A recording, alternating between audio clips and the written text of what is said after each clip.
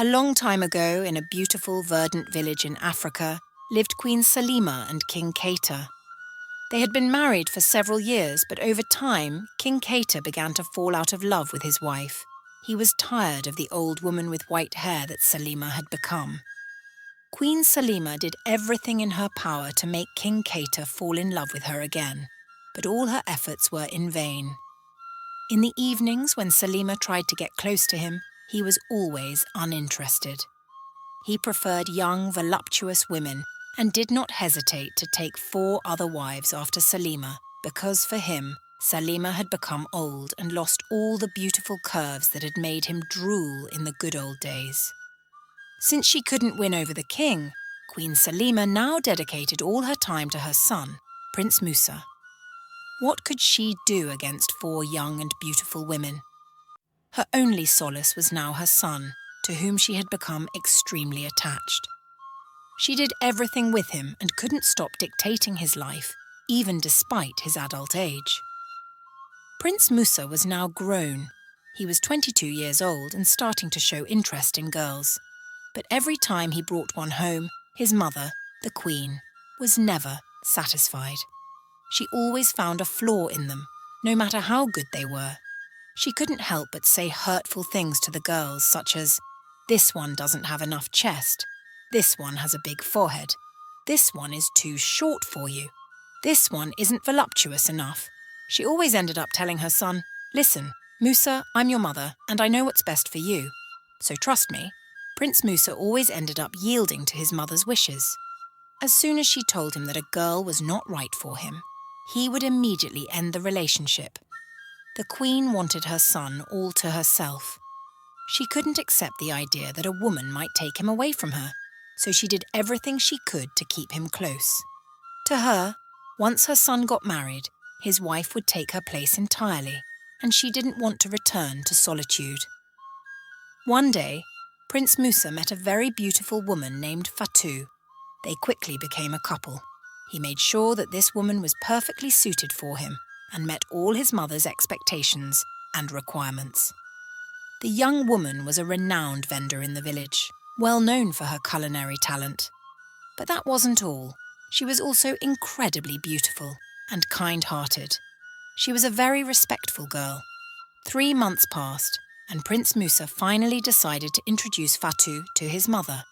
The big day had finally arrived. Prince Musa took Fatu to meet his mother. As soon as Fatu saw Queen Salima, she immediately knelt down. The queen murmured something, and one could read a certain displeasure in her eyes. She was surely thinking that her son had brought another of his girlfriends. "Mother," began the prince immediately, "I am very pleased to introduce you to my girlfriend. Her name is Fatu. She is a very respectful and generous girl. She is also an excellent cook. I would be very happy to have her as my wife."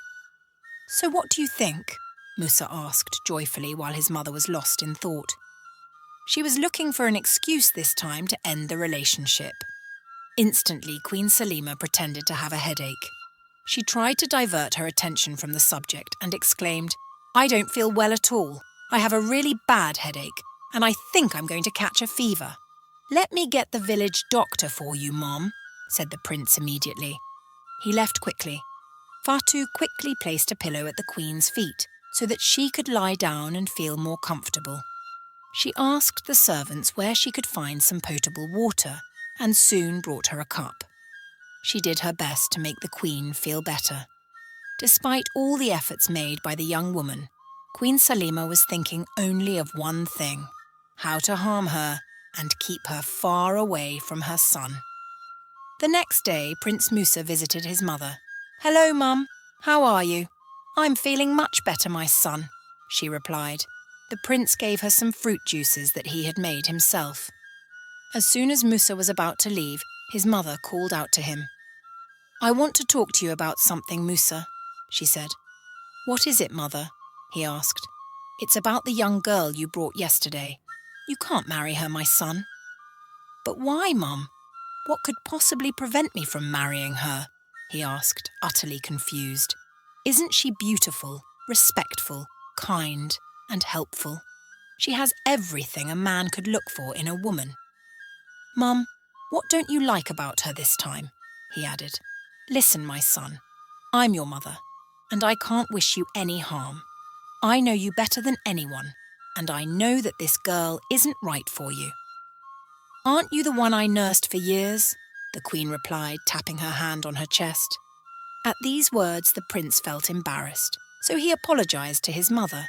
He should never have argued with her, but something still bothered him.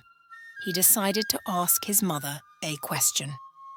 I understand that you don't want me to marry Fatu, Mum, but can you give me a fair and valid reason to justify your decision?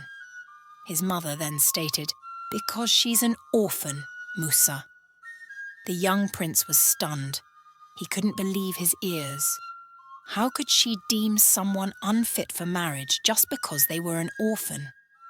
He tried in vain to explain to his mother that he loved Fatu, but his mother, furious, said, You are a prince.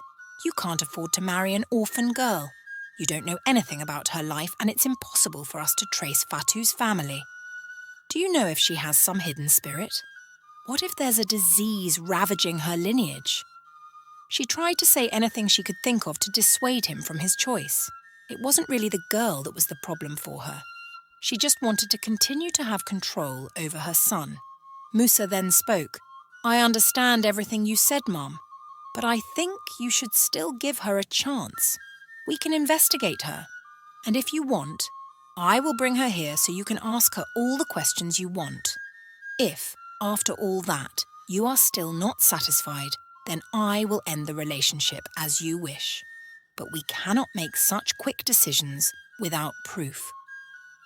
Despite not agreeing, she couldn't refuse. She decided to give Fatu a chance. Prince Musa brought Fatu to his mother one day, and the questions began. Fatu, I am a straightforward woman, and many people know that. So I won't beat around the bush to tell you why I'm here today. I think a marriage between you and my son would not be possible. But why, my queen? Asked Fatu, completely lost.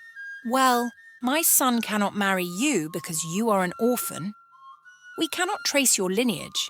A prince like my son cannot marry a girl like you. Fatu burst into tears. The prince, on the other hand, didn't know what to do. He was too afraid to reprimand his mother, so he just tried to comfort Fatu. How can you say such hurtful things in front of me?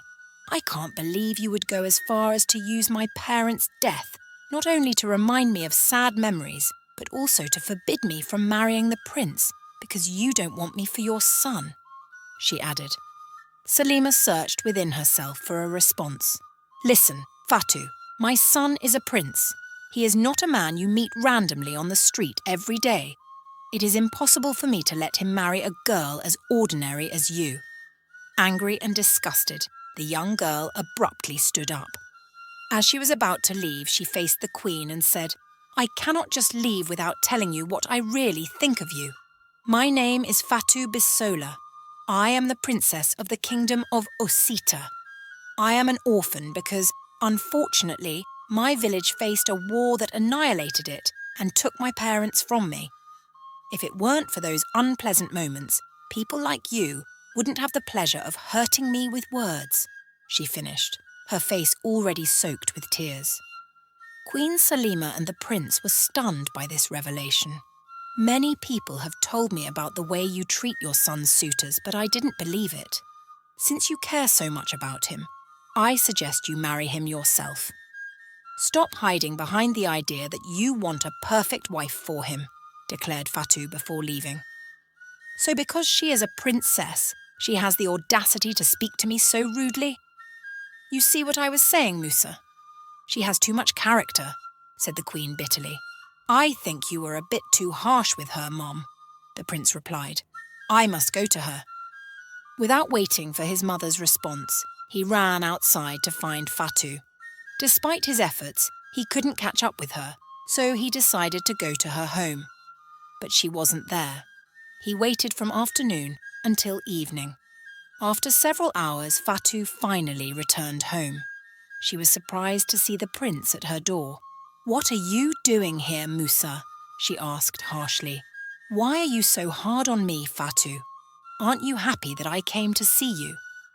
Listen, Musa, you were there, and you heard everything your mother said to me without a word.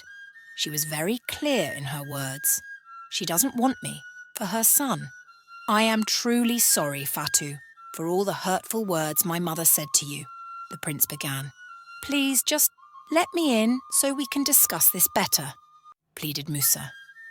You are no longer welcome here, was all she managed to say before a wave of nausea overtook her. She turned aside to vomit. The prince tried to help her, but she pushed him away. She kept vomiting and felt very weak and lightheaded. The Prince Musa had to take her inside. He brought her water, changed her clothes, and stayed by her side that night. The next day, he called the village doctors, who announced that Fatu was pregnant. Fatu was devastated. She would now have to bear the child of a man she couldn't even marry. She was sad, while Musa was overjoyed, a joy that Fatu struggled to understand. How can you be so happy? Have you forgotten that your mother doesn't want to see us together? Listen, Fatu, Musa replied. This is excellent news. I can't help but be happy. Don't worry about my mother. This baby is a royal baby, and my mother knows very well that it can only belong to royalty. Despite the prince's words, Fatu was still troubled. She was already imagining running away with the pregnancy to avoid facing the queen's wrath. She also remembered all the advice her own mother had given her about not marrying a man if his mother was an obstacle. Poor Fatu was utterly confused. It was clear that her mother-in-law didn't like her. She had openly demonstrated it without shame for days. She was faced with a dilemma. She didn't want her child to be fatherless, but she was also terribly afraid of the hell she would have to live through if she accepted Musa. Very happily, Musa went to the palace to announce the good news to his mother. Mum, Fatu is pregnant. I'm going to be a father, he cried out joyfully. At these words, the queen was heartbroken. How could you be so ignorant? I'm disappointed in you, she shouted at him. I'm really disappointed in your behaviour, Musa. You have broken me, she kept saying. She even chased him out of the house and ordered the guards not to let him back in. The prince tried in vain to plead with his mother, explaining all his love for the young woman, but she wouldn't listen to anything more. For her, it was clear that this was Fatu's plan to separate her from her son. After several failed attempts, Musa decided to explain everything to his father. At least my father will be able to reason with her and convince her to accept my love for Fatu and our union. One day he went to the palace and told his father the whole story. Dad, I met a girl named Fatu. I introduced her to Mum, but she doesn't want me to marry her because she's an orphan. I'm madly in love with her and I don't know what to do. She's carrying my baby, but despite everything, Mum won't listen. Please help me convince her, he said. My son, the king began, you know your mother better than anyone, and you know very well that it's very difficult to persuade her to change her mind. It is with a heavy heart that I listen to you. I can't promise you anything, but I will do my best to help you find relief. The king then summoned the village elders and also invited his wife, Queen Salima. Upon her arrival, she was warmly welcomed by everyone. The king quickly took the floor to avoid delaying the meeting. Queen Salima, we won't dwell on greetings. If you're here, it's because we want to talk to you about something very important. Our son Musa has expressed his concerns to me. He admitted that he has fallen in love with Fatu, but you are not very supportive. I ask you to reconsider your decision because I know that if Musa is happy, you will be too. Please reconsider his request and give them a chance to live their love. She eventually agreed due to her husband's pleas, but deep down, she knew these were just empty words. She was determined to make Fatu's life miserable. If Fatu wouldn't stay away from her son and insisted on her decision, she would make her see all sorts of trouble, she thought to herself. preparations for the wedding began. The queen was devising a plan to sabotage the marriage. She wanted to make Fatu believe that she was sorry for everything she had said to regain her trust and better execute her plan. She went to Fatu's place and, with tears in her eyes, apologised for all her cruelty towards her. She made Fatu believe that she had changed and now accepted their marriage. Fatu was a bit cautious. She wasn't entirely convinced by Queen Salima's sudden gesture, but she decided to give her a second chance. After all, everyone can make mistakes, and everyone deserves a second chance, she thought. The two women then embraced. A few days before the wedding, Queen Salima offered Fatu a large part of her apartment so she could be more comfortable and better prepared for the wedding. Initially, Fatu didn't want to accept the offer at all. It was the prince who convinced her to accept. "If you refuse, I will interpret it as you continuing to hold a grudge against my mother. It's a reasonable offer she's making, so there's no reason for you not to accept it." She eventually moved into the palace. 2 days before the wedding, she was warmly welcomed by Queen Salima and all the other servants. The queen even offered to show her the wedding dress as an affectionate gesture. Fatu initially had trouble finding a dress that suited her perfectly. She finally found a long dress covered with beautiful jewels and lace that made her look like a princess. When Queen Salima saw the dress, she pretended to be very happy for her. "Wow," she exclaimed, "your dress looks magnificent on you." She showered her with insincere compliments, knowing deep down that her plan was working perfectly. Innocent Fatu was delighted. She was very happy to finally see her mother-in-law genuinely accepting her. She then put her dress back in the closet of one of the rooms. Meanwhile, Queen Salima, smiling discreetly and maliciously, thought to herself, "My plan is working like clockwork." Late at night before the wedding, she quietly slipped into the room where Fatu's dress was kept. She delicately opened the closet to avoid making any noise or waking anyone up. She poured red oil that she had brought with her all over the young girl's wedding dress. She poured so much oil that the dress was ruined beyond repair. She smiled at her work, imagining the look on Fatu's face the next morning when she would see her dress. She was more than convinced that the wedding would not take place. There was no way Fatu could wear such a horrible dress tomorrow. In the meantime, while the wedding was postponed, she could come up with a much more effective plan. Early the next morning, Fatu took a shower and went to the room. She was horrified at the sight of the dress. A day that was supposed to be one of the most beautiful in her life suddenly turned into a nightmare. She cried out desperately, "Oh my God, my dress is ruined!" Her cries attracted the attention of her friends who were present. Her eyes were red from holding back the tears that threatened to fall. She who had imagined living her dream was now powerless in the face of what she saw. Those present in the room were all shocked at the state of the dress. They tried in vain to console and comfort their friend.